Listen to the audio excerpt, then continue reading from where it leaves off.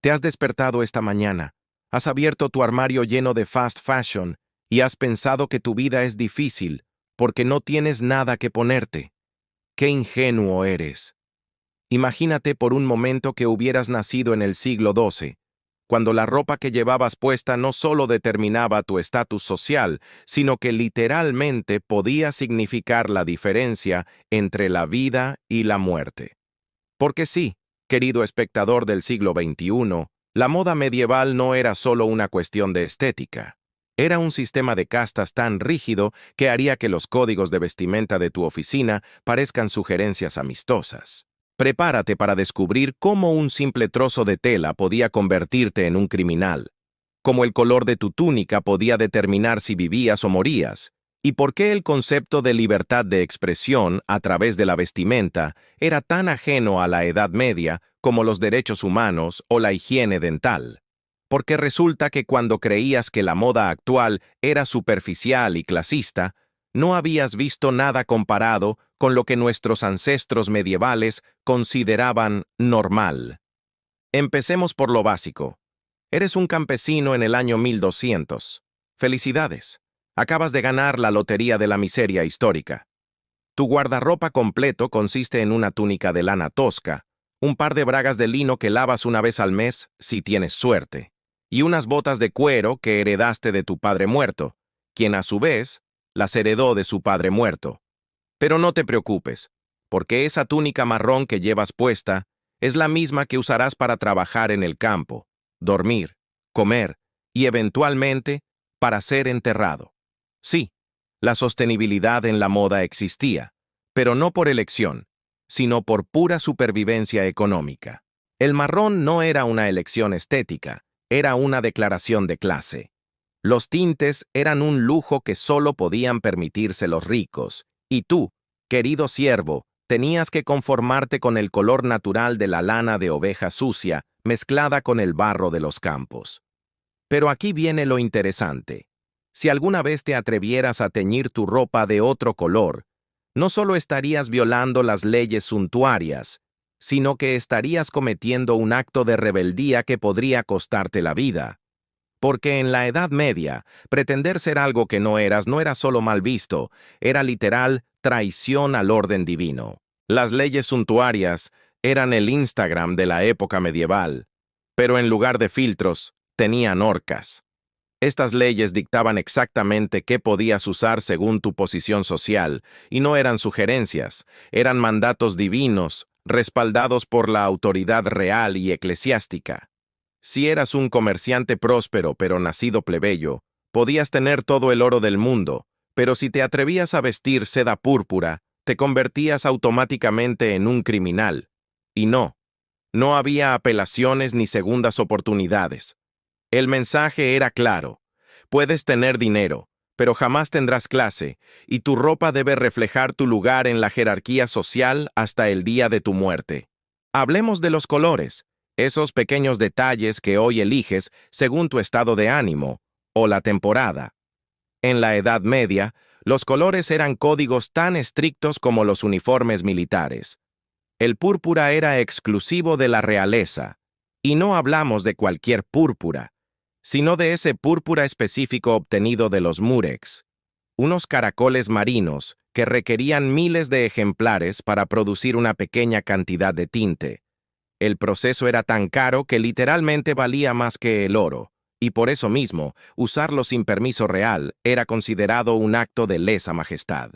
Imagina la ironía: morir por el color de tu camisa. El azul, ese color que hoy asocias con la tranquilidad y la confianza, era en la Edad Media un símbolo de poder casi tan exclusivo como el púrpura. El azul ultramarino se obtenía del lapislázuli, una piedra preciosa que venía de las montañas de Afganistán y costaba más que su peso en oro.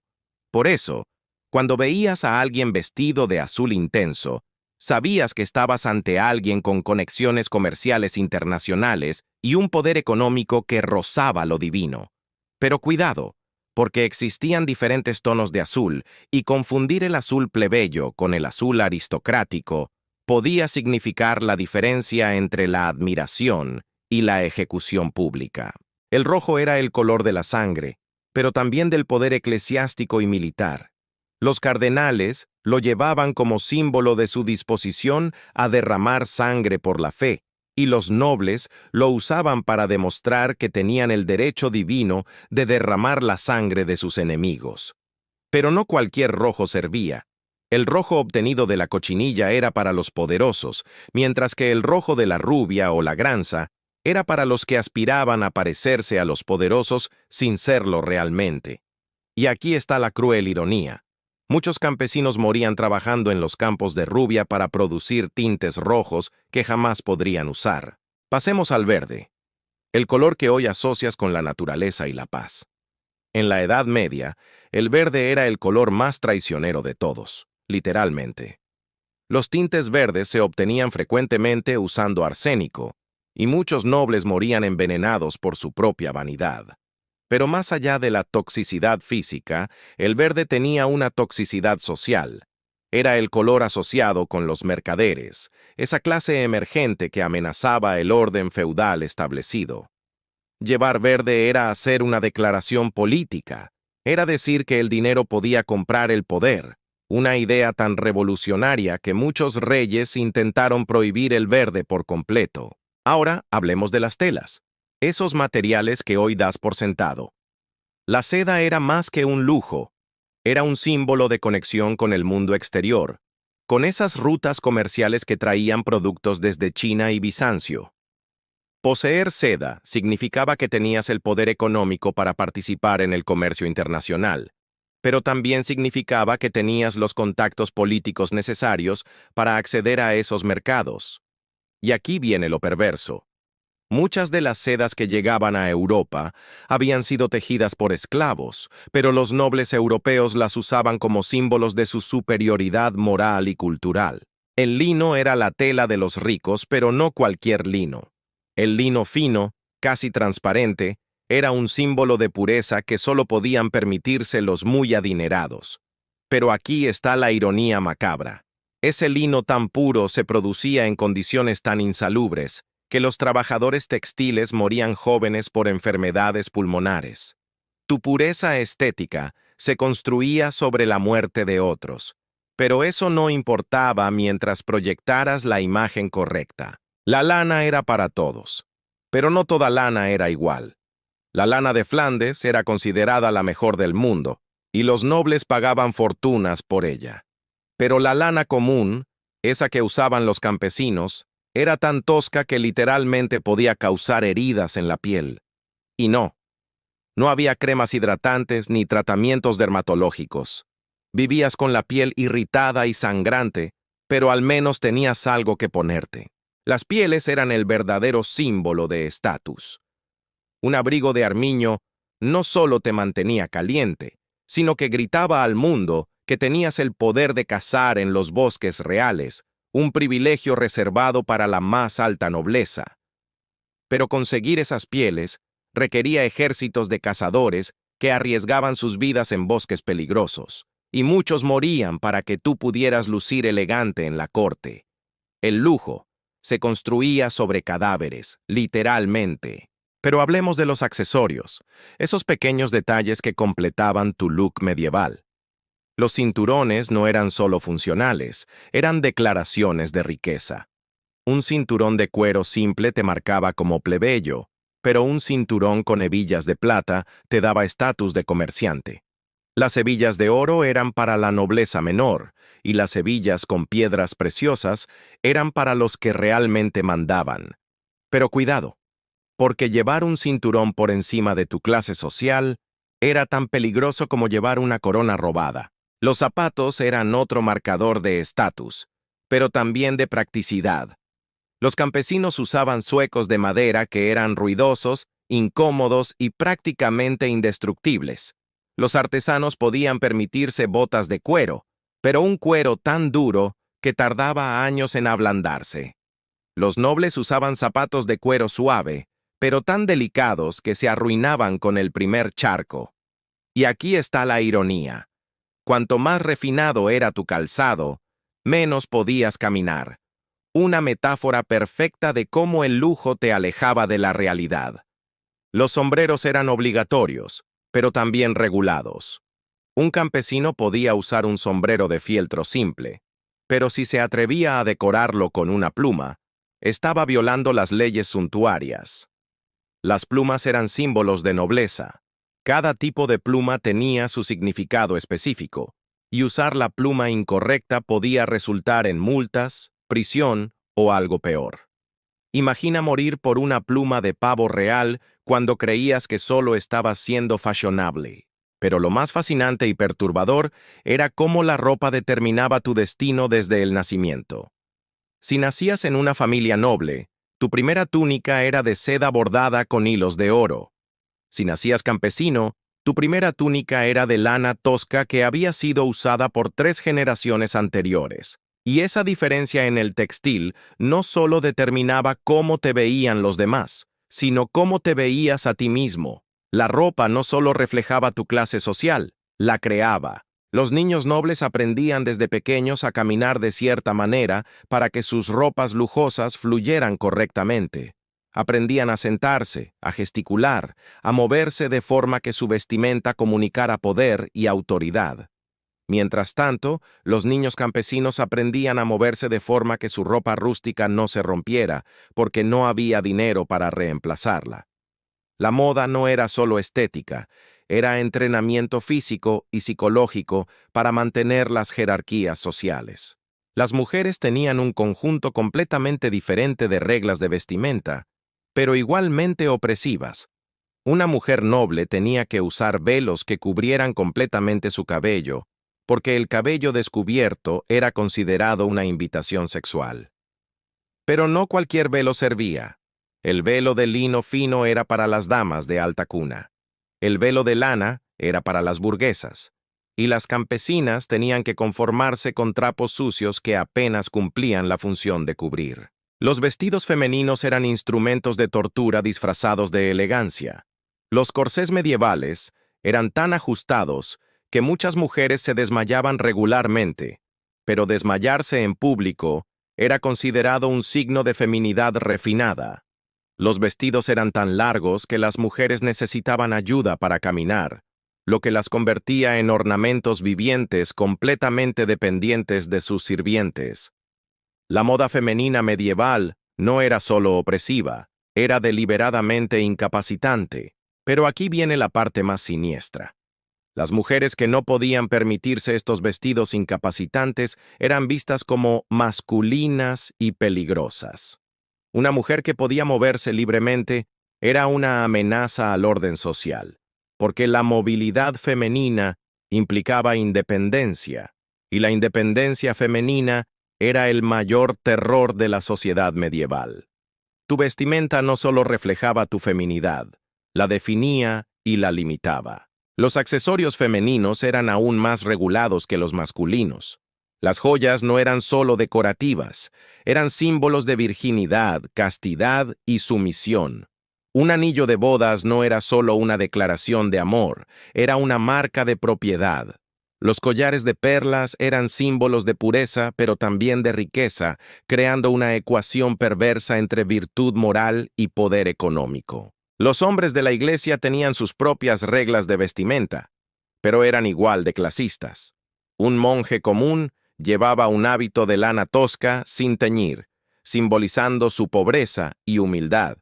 Pero un abad llevaba un hábito de lana fina, a menudo con bordados discretos que costaban fortunas.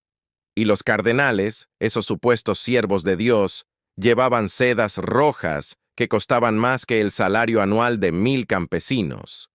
La iglesia predicaba la pobreza, pero sus líderes vestían como emperadores. Pero lo más hipócrita era cómo la iglesia justificaba estas diferencias.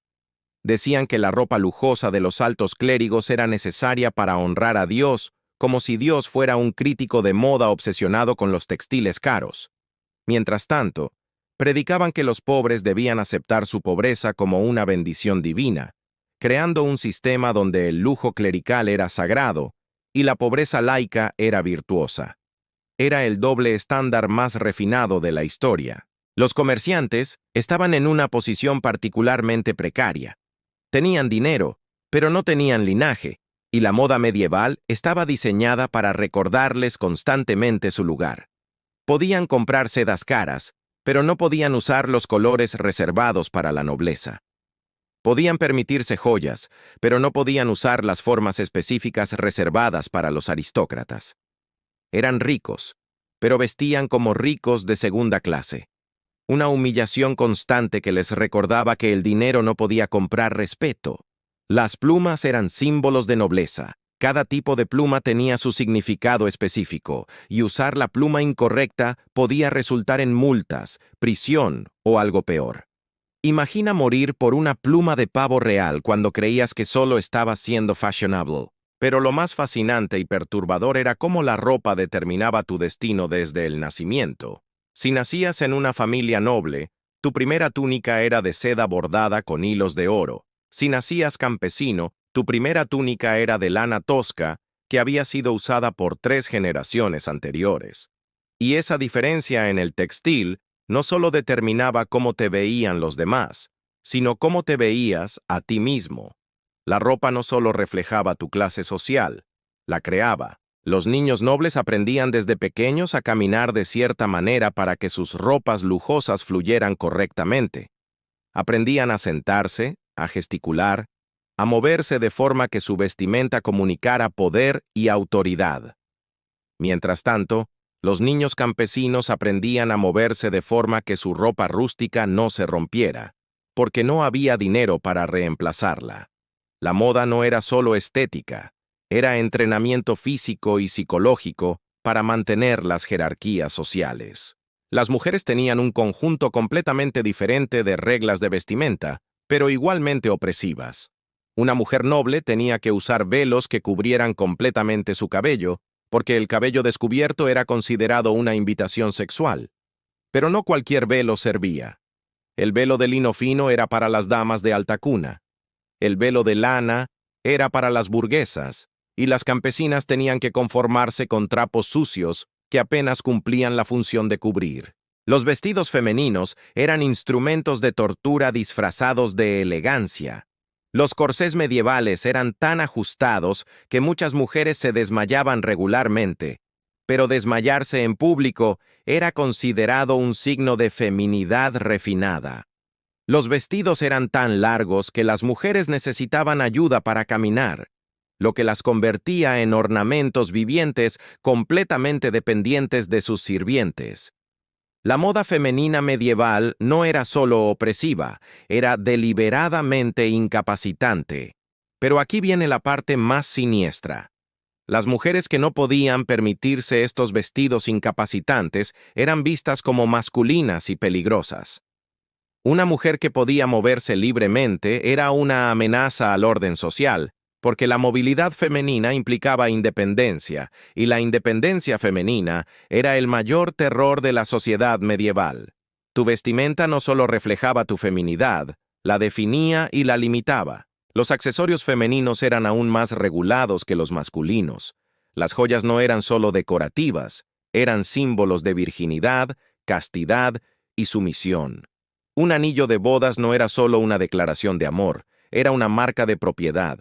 Los collares de perlas eran símbolos de pureza, pero también de riqueza, creando una ecuación perversa entre virtud moral y poder económico. Los hombres de la iglesia tenían sus propias reglas de vestimenta, pero eran igual de clasistas. Un monje común llevaba un hábito de lana tosca sin teñir, simbolizando su pobreza y humildad. Pero un abad llevaba un hábito de lana fina, a menudo con bordados discretos que costaban fortunas. Y los cardenales, esos supuestos siervos de Dios, llevaban sedas rojas que costaban más que el salario anual de 1000 campesinos.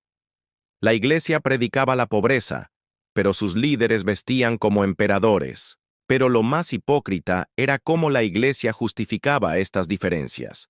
Decían que la ropa lujosa de los altos clérigos era necesaria para honrar a Dios, como si Dios fuera un crítico de moda obsesionado con los textiles caros. Mientras tanto, predicaban que los pobres debían aceptar su pobreza como una bendición divina, creando un sistema donde el lujo clerical era sagrado y la pobreza laica era virtuosa. Era el doble estándar más refinado de la historia. Los comerciantes estaban en una posición particularmente precaria. Tenían dinero, pero no tenían linaje, y la moda medieval estaba diseñada para recordarles constantemente su lugar.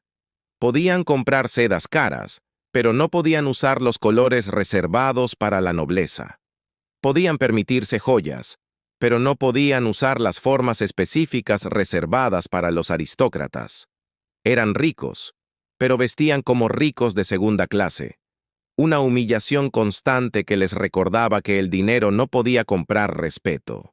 Esta tensión entre los comerciantes ricos y la nobleza empobrecida creaba situaciones absurdas donde un noble arruinado llevaba harapos de seda púrpura, mientras que un comerciante próspero llevaba lana fina de color marrón.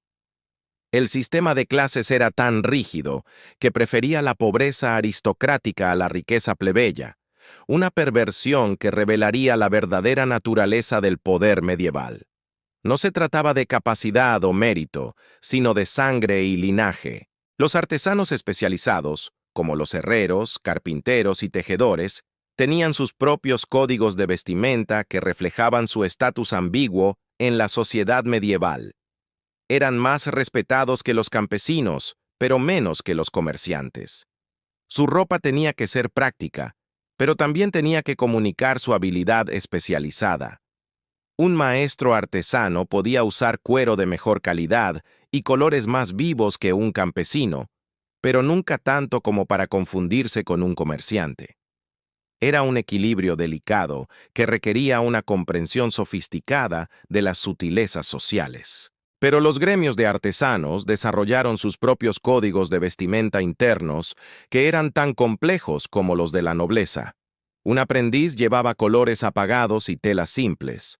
Un oficial podía añadir algunos adornos modestos, y un maestro tenía el derecho de usar ciertos símbolos y colores que identificaban su oficio y su rango dentro del gremio. Era un sistema dentro del sistema, una jerarquía paralela que permitía movilidad social limitada pero real. Los soldados eran otra categoría especial. Su armadura era su uniforme, pero también su declaración de estatus. Un caballero llevaba armadura de placas pulidas que costaba tanto como una granja pequeña, mientras que un soldado común llevaba cota de malla remendada que había visto demasiadas batallas. Pero lo interesante era que en el campo de batalla, estas diferencias podían ser letales literalmente. La armadura de mejor calidad no solo te daba más protección, sino que también te identificaba como alguien que valía la pena capturar para pedir rescate en lugar de matar. Los colores de los estandartes y las sobrevestes no eran decorativos, eran sistemas de identificación cruciales en el caos de la batalla. Un soldado que llevara los colores incorrectos podía ser ejecutado como espía, mientras que llevar los colores correctos podía salvarte la vida incluso si eras del bando perdedor.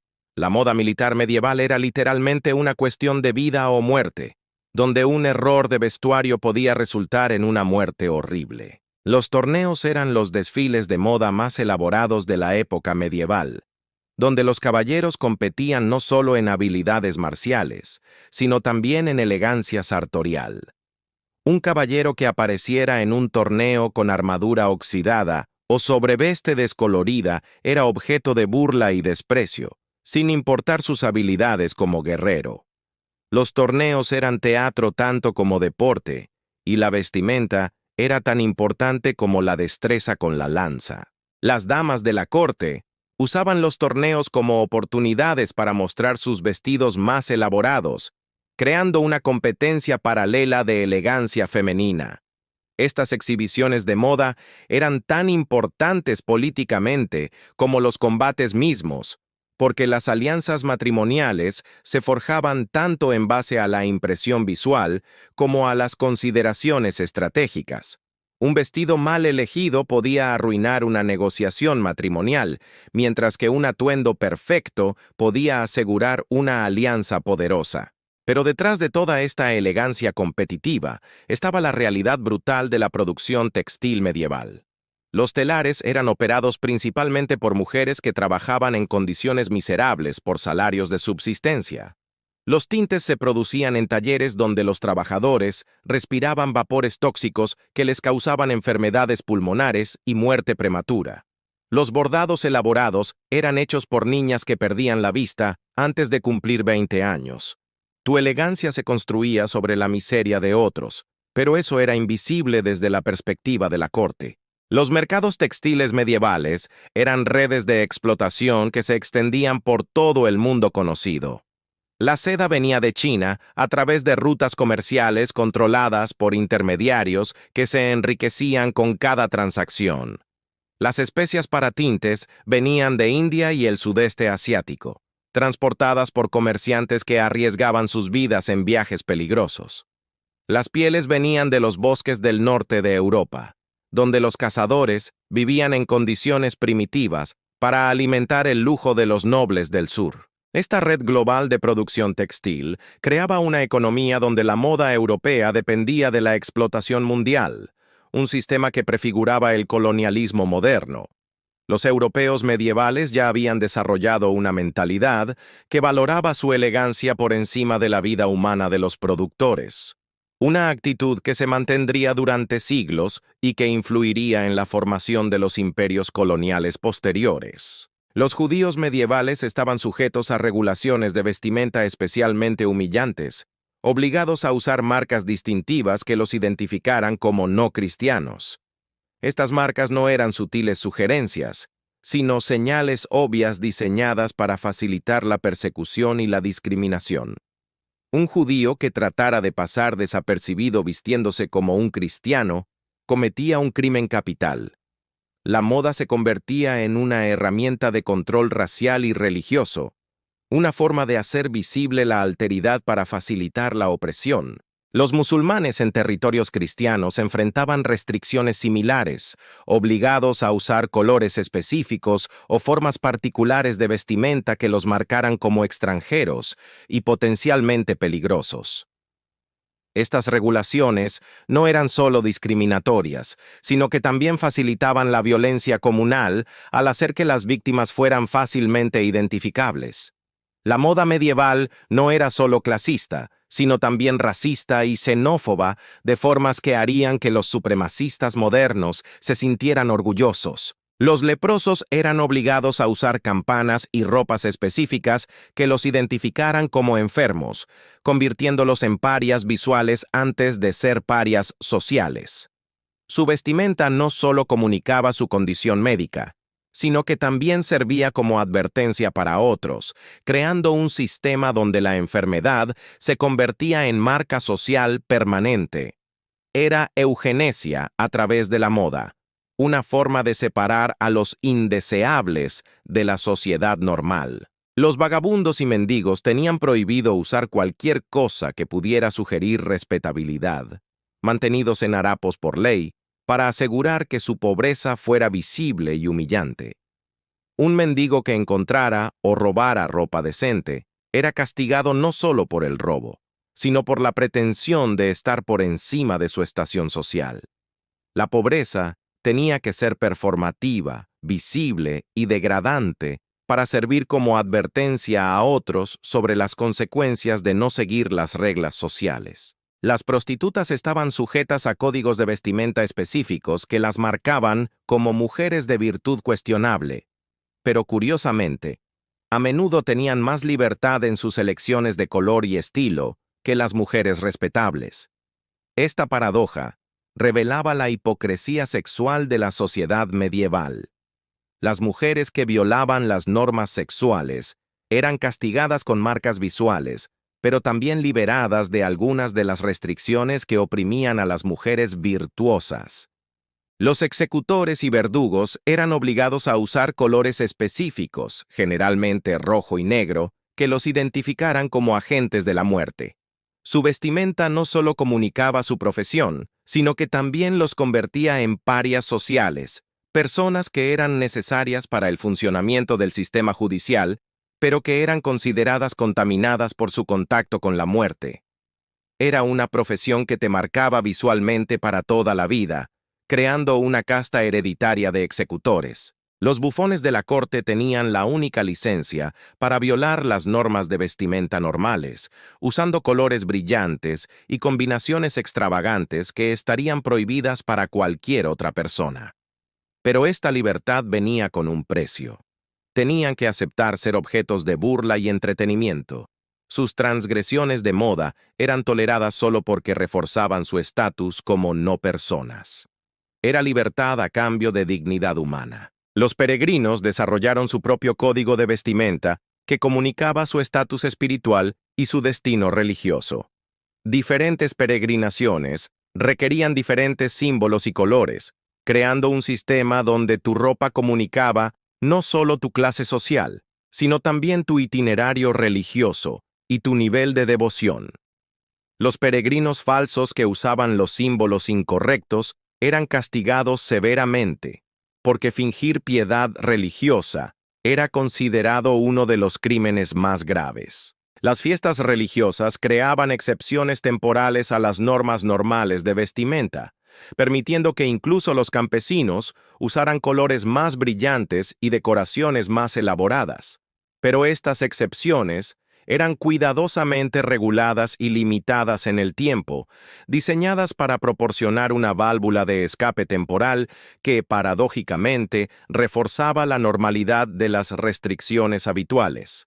Era como un carnaval controlado que hacía que la opresión normal pareciera más tolerable. Los matrimonios eran ocasiones donde las reglas de vestimenta se relajaban ligeramente, pero solo para los participantes directos. Una novia campesina podía usar flores en su cabello y quizás una cinta de color, pero nunca seda o joyas reales. Un novio artesano podía usar su mejor túnica y quizás un cinturón decorado, pero nunca colores reservados para la nobleza. Incluso en sus momentos más felices, la gente común tenía que recordar su lugar en la jerarquía social. Los funerales eran ocasiones donde las reglas de vestimenta se volvían aún más estrictas, con códigos elaborados que dictaban exactamente qué colores y estilos eran apropiados para cada nivel de duelo. El luto no era solo una expresión de dolor, sino una performance pública de respeto social que tenía que seguir reglas precisas. Un error en la vestimenta de luto podía ser interpretado como falta de respeto hacia el difunto y su familia, resultando en ostracismo social. Las estaciones del año creaban variaciones en las reglas de vestimenta, pero estas variaciones estaban también reguladas por clase social. Los nobles podían cambiar sus ropas según las estaciones, pero los campesinos llevaban la misma túnica todo el año, independientemente del clima. El lujo de la ropa estacional era otro marcador de privilegio, una forma de demostrar que tenías los recursos para múltiples conjuntos de ropa. La vejez no traía alivio de las reglas de vestimenta, sino reglas adicionales. Los ancianos de todas las clases sociales tenían que vestirse de formas que comunicaran su edad y sabiduría presumida, pero también su retirada del poder activo.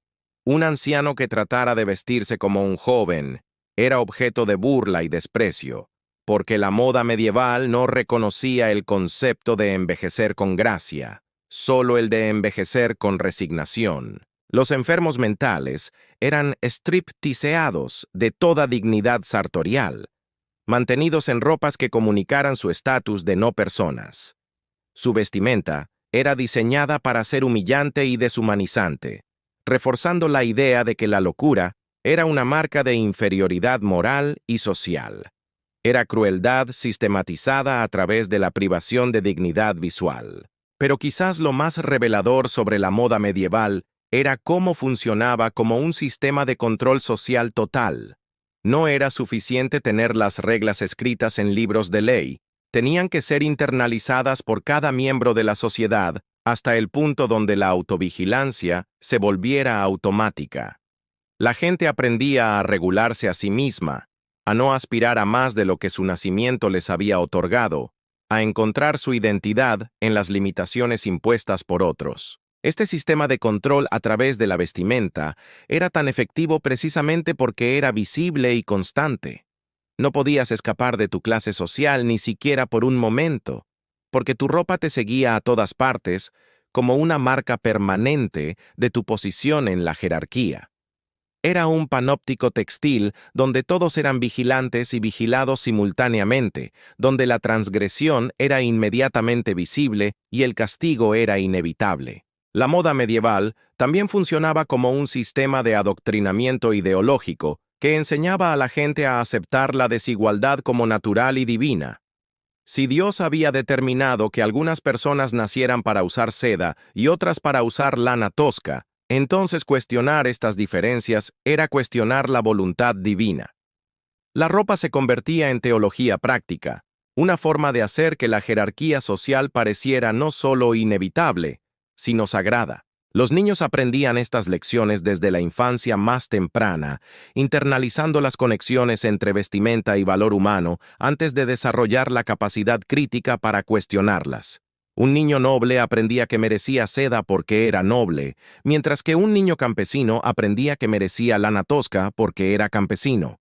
Era condicionamiento psicológico a través de la experiencia táctil diaria, una forma de programar la aceptación de la desigualdad a nivel visceral. Pero también había resistencias, formas sutiles en que la gente trataba de subvertir o negociar con el sistema.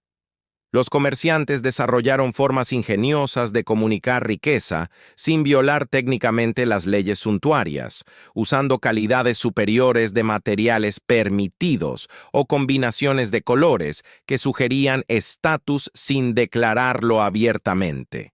Era resistencia a través de la sofisticación estética, una forma de rebelión que requería conocimiento detallado del sistema que se estaba desafiando. Las mujeres, especialmente, desarrollaron formas sutiles de resistencia a través de accesorios y detalles que técnicamente no violaban las reglas, pero que comunicaban individualidad y agencia. Un broche colocado de cierta manera, un peinado ligeramente no convencional, una forma particular de atar un velo. Estas pequeñas desviaciones eran formas de mantener la identidad personal en un sistema diseñado para suprimir la individualidad. Los artistas y artesanos a menudo incorporaban elementos de comentario social en sus creaciones textiles, usando simbolismo y alegoría para criticar el sistema que los empleaba. Un tapiz podría contar una historia bíblica en la superficie, mientras comunicaba un mensaje político más sutil, a través de detalles que solo los iniciados podrían interpretar. Era disidencia codificada en hilo y tinte, una forma de resistencia que requería educación y sofisticación cultural para ser entendida. Los trovadores y músicos itinerantes tenían una libertad relativa en su vestimenta que les permitía comentar sobre las normas sociales a través de su apariencia. Sus ropas eran a menudo teatrales y extravagantes, diseñadas para llamar la atención y comunicar su estatus como forasteros sociales. Pero esta libertad venía con el precio de la marginalidad permanente. Eran tolerados como entretenimiento, pero nunca aceptados como miembros plenos de la sociedad. Las comunidades religiosas alternativas, como ciertos grupos místicos y heréticos, desarrollaron códigos de vestimenta que deliberadamente rechazaban las normas sociales establecidas. Estos grupos usaban la simplicidad extrema o la extravagancia deliberada como formas de crítica social, comunicando su rechazo de los valores materialistas de la sociedad dominante. Pero estas expresiones de resistencia a menudo resultaban en persecución violenta, porque desafiar las normas de vestimenta era desafiar la estructura social misma. La moda medieval también reveló las tensiones inherentes entre tradición e innovación. Las nuevas ideas sobre vestimenta, generalmente importadas de otras culturas a través del comercio, tenían que ser cuidadosamente negociadas para evitar la acusación de corrupción moral o traición cultural. La innovación en moda era vista con sospecha como una forma potencial de contaminación cultural que podría debilitar la pureza de la sociedad cristiana. Los contactos con el mundo islámico a través de las cruzadas y el comercio mediterráneo introdujeron nuevos estilos y técnicas textiles que los europeos deseaban pero que también temían. Usar sedas damasenas o adoptar cortes de vestimenta inspirados en modas orientales era caminar por una línea muy fina entre el cosmopolitismo deseable y la traición cultural peligrosa. La xenofobia se expresaba a través de la regulación de la moda extranjera, creando un sistema donde la influencia cultural externa tenía que ser filtrada y domesticada antes de ser aceptada. Las epidemias como la peste negra crearon disrupciones temporales en el sistema de moda medieval, no solo porque mataron a grandes segmentos de la población, sino porque también alteraron las jerarquías sociales establecidas. Cuando los artesanos especializados morían en masa, los supervivientes podían exigir salarios más altos y por tanto permitirse mejor ropa. Cuando los nobles morían sin herederos, sus ropas lujosas a veces terminaban en manos plebeyas. Estas disrupciones fueron tan amenazantes para el orden social que muchos gobiernos promulgaron leyes de emergencia para prevenir la inflación sartorial durante las crisis demográficas. La guerra constante también alteraba las normas de vestimenta de formas inesperadas. Los soldados que saqueaban ciudades enemigas a menudo regresaban con ropas que estaban técnicamente por encima de su estación social, creando situaciones ambiguas donde veteranos de guerra llevaban sedas robadas, mientras nobles empobrecidos llevaban harapos heredados.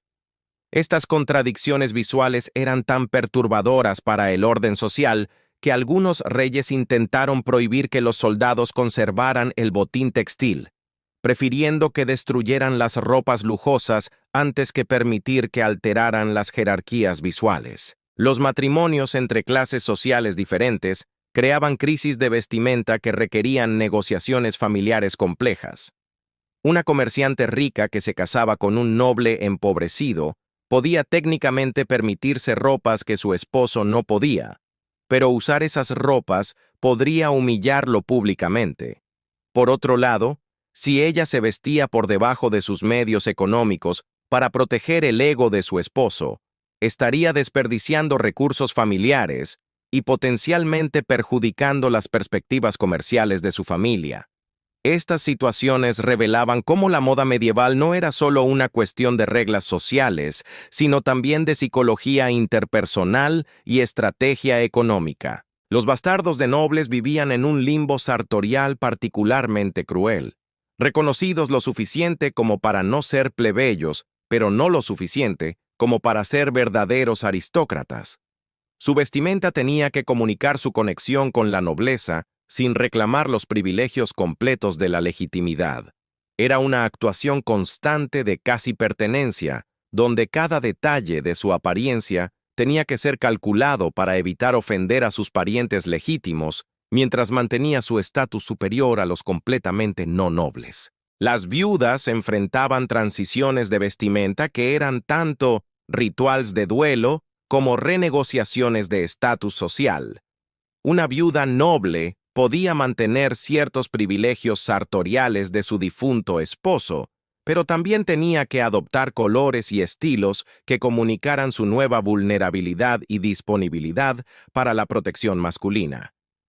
Una viuda campesina tenía que equilibrar el luto apropiado con la necesidad práctica de atraer un nuevo esposo que pudiera mantenerla económicamente, creando un cálculo complejo entre respeto por el muerto y supervivencia de los vivos. Los huérfanos de familias acomodadas a menudo se encontraban en situaciones donde heredaban ropas lujosas, pero no los medios económicos para mantenerlas o reemplazarlas. Estos jóvenes aristócratas empobrecidos se convertían en fantasmas sartoriales, llevando los vestigios de su estatus anterior mientras se desmoronaban lentamente hacia la pobreza. Su ropa se convertía en una mentira cada vez más obvia, una performance de riqueza que se hacía más patética con cada remiendo y cada mancha. Las comunidades fronterizas desarrollaron códigos de vestimenta híbridos que reflejaban su exposición a múltiples culturas, pero que también los marcaban como potencialmente no confiables para las autoridades centrales.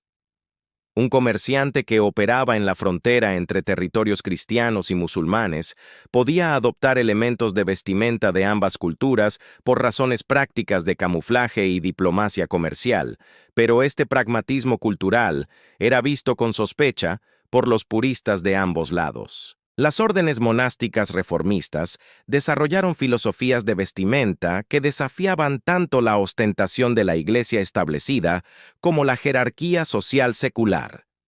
Los franciscanos, con su pobreza radical y sus hábitos deliberadamente harapientos, comunicaban una crítica implícita tanto de la riqueza clerical como de la obsesión secular con el estatus sartorial.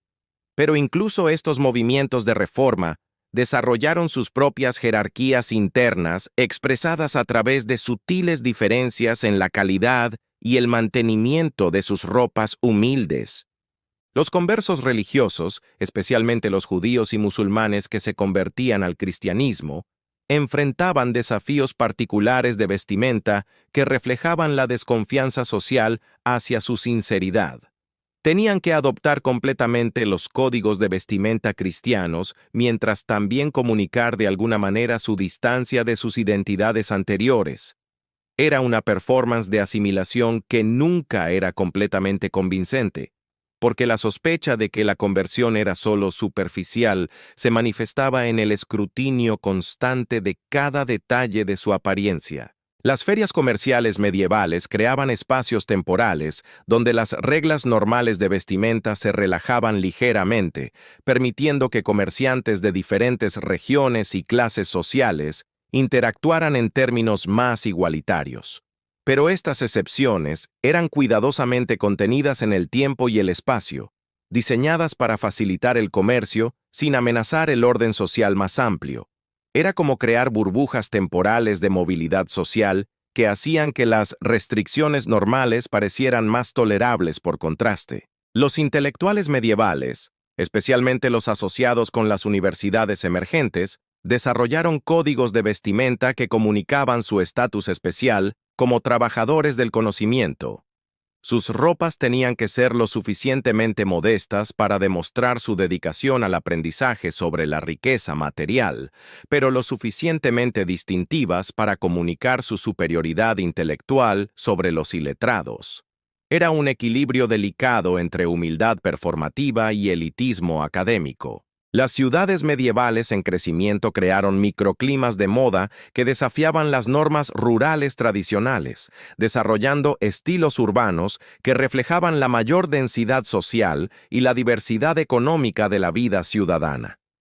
Pero estos estilos urbanos también generaron ansiedad en las autoridades tradicionales, que los veían como amenazas a la estabilidad rural y la jerarquía feudal establecida.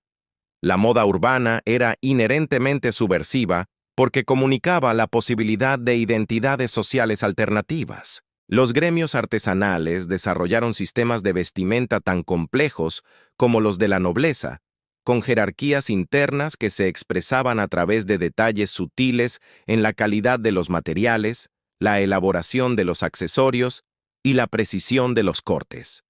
Estos sistemas paralelos de estatus sartorial permitían que los artesanos experimentaran movilidad social dentro de sus propias comunidades, pero también los entrenaban para aceptar la jerarquía como principio organizador natural. Las mujeres que trabajaban en la producción textil vivían la ironía de crear los lujos que nunca podrían usar, desarrollando una experiencia íntima con la calidad y la belleza de materiales que estaban completamente fuera de su alcance económico. Esta proximidad sin acceso creaba una forma particular de alienación, donde el trabajo diario las rodeaba de objetos de deseo que también eran símbolos de su exclusión social. Las técnicas de producción textil guardaban celosamente secretos comerciales que se transmitían como herencias familiares, creando dinastías de artesanos especializados que controlaban aspectos específicos de la cadena de producción de lujo. Estos monopolios técnicos permitían que algunas familias plebeyas acumularan riqueza considerable, pero siempre dentro de los límites impuestos por las leyes suntuarias, que les impedían convertir esa riqueza en estatus social visible.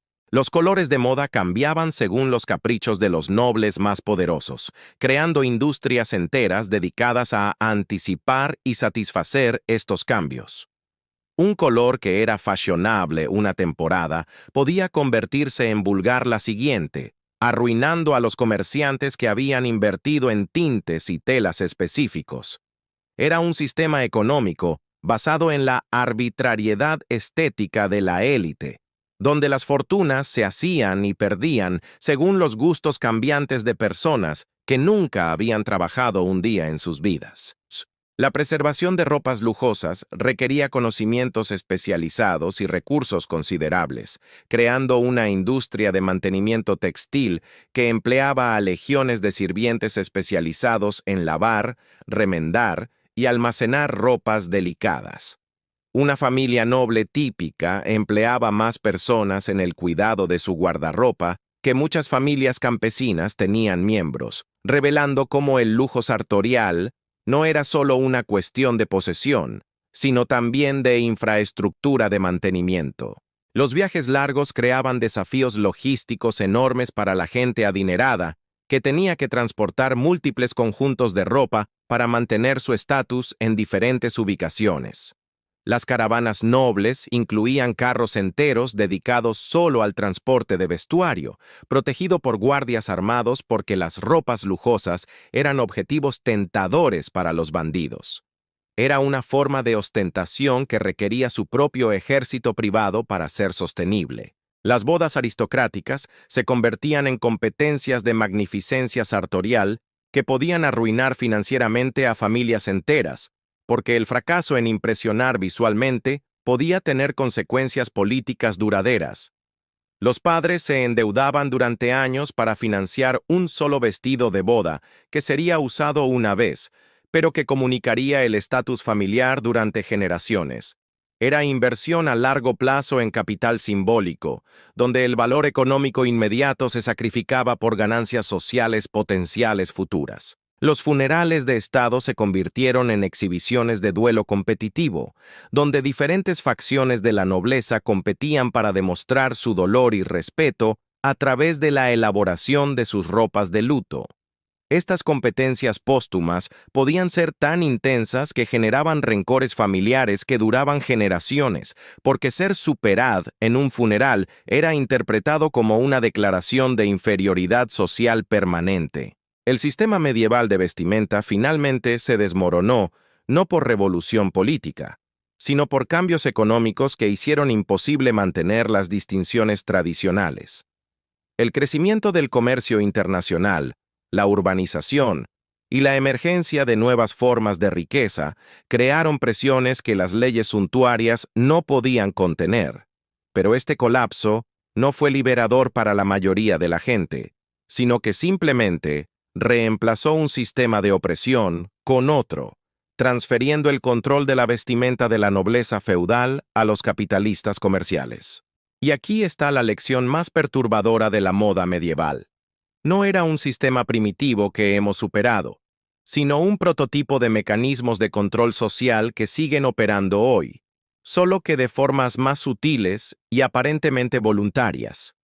Cuando compras ropa de marca porque comunica estatus, cuando evitas ciertos estilos porque no se ajustan a tu imagen profesional, cuando juzgas a otros por su apariencia, estás participando en versiones modernizadas de los mismos sistemas de control que oprimían a nuestros ancestros medievales. La diferencia es que ahora nos han convencido de que estas restricciones son elecciones personales, que la tiranía de la moda es libertad de expresión, que la conformidad compulsiva es individualidad auténtica.